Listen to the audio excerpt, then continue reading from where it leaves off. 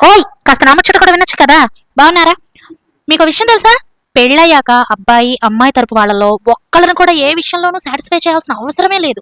పైగా మహారాజును చూసుకున్నట్టు చూసుకుంటారు. అవునా కాదా?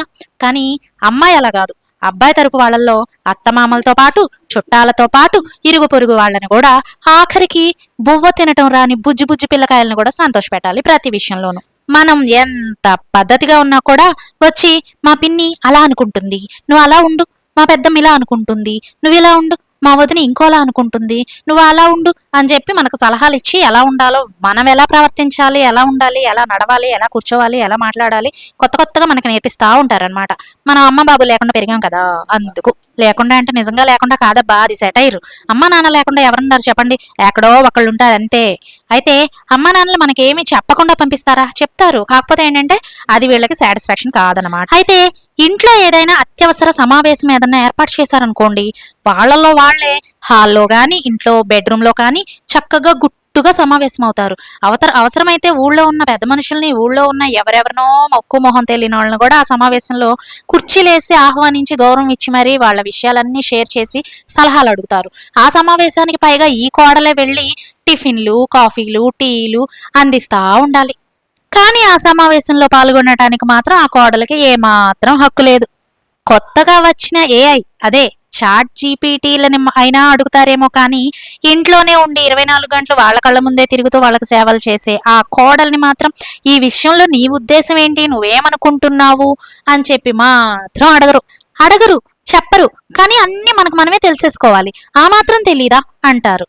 ఏమో, అత్తారిళ్లలోకి వచ్చినప్పుడు ఏదన్నా రోబో లాంటి చిప్పేమన్నా పెట్టుకుని రావాలేమో చూసుకోండి అమ్మాయిలు. కొన్ని విషయాలైతే మరీ దారుణంగా బయట వాళ్ళు వచ్చి ఇలాంటి కదమ్మాయి అని అడిగారు అనుకోండి, తెల్లమొహం వేస్తాం చూసారా, అది అసలైన దారుణం. ఇంట్లో పని మనుషులకైనా ఒక వాల్యూ ఉంటదేమో, ఈ టైం నుంచి ఈ టైం వరకే పని చేయాలి అని. కానీ ఇంట్లో ఉండే ఆడవాళ్ళకి, అదే కోడళ్ళైనా పెళ్ళాలైనా ఎవరైనా సరే, ఆడవాళ్ళకి మాత్రం అలా ఉండదు. అర్ధరాత్రి అనుకోకుండా ఎవరికైనా పొలమారి లెగటమో లేదంటే దాహం వేసి లెగటమో జరిగింది అనుకోండి, వాళ్ళకి మంచినీళ్ళు కూడా మత్తు నిద్రలో నుంచి లెగిసి ఆడవాళ్ళు మాత్రమే ఇవ్వాలి. గ్లాసుడు మంచినీళ్ళు కూడా వాళ్ళంతటి వాళ్ళు తీసుకోలేనంతగా వచ్చిన అమ్మాయి మీద డిపెండ్ అయిపోతారు. పైగా లేచింది మొదలు వీళ్ళకి ఏ వస్తువు కనపడకపోయినా ఆ అమ్మాయిదే బాధ్యత. మొత్తం తనే వెతికివ్వాలి. వీళ్ళకి అన్నీ అందించాలి, వంట చేయాలి, వడ్డించాలి, బట్టలు ఉతికిపెట్టాలి, ఇల్లు శుభ్రం చేయాలి.